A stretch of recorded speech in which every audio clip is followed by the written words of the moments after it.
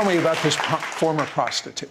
Well, I was doing a series of meetings in Australia, and a lady came to the meetings and she was listening to the message, but she didn't feel worthy to come forward. And I didn't know about this until on the last night she came forward for prayer and gave her heart to Jesus. And the Lord just did a huge work of deliverance. I was on the floor praying for her.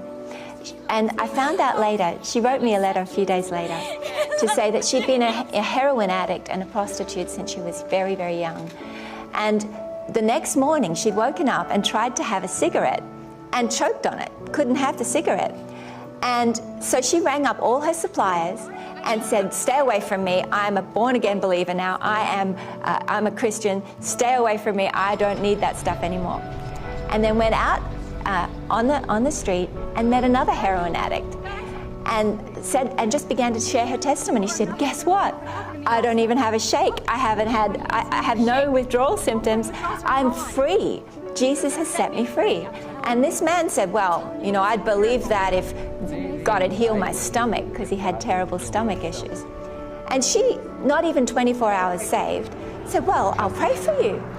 And right there, she laid her hands on his belly, just as she'd seen me do, laid hands on his belly, and he was slain in the Spirit, fell out under the power of the Holy Ghost on the sidewalk.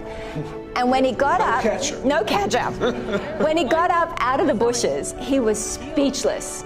He'd been healed, and he reached into his pocket, pulled out $800, gave her $500, and gave his girlfriend $300, and said, that's what I would have spent on heroin this week. I'm not going to need it now.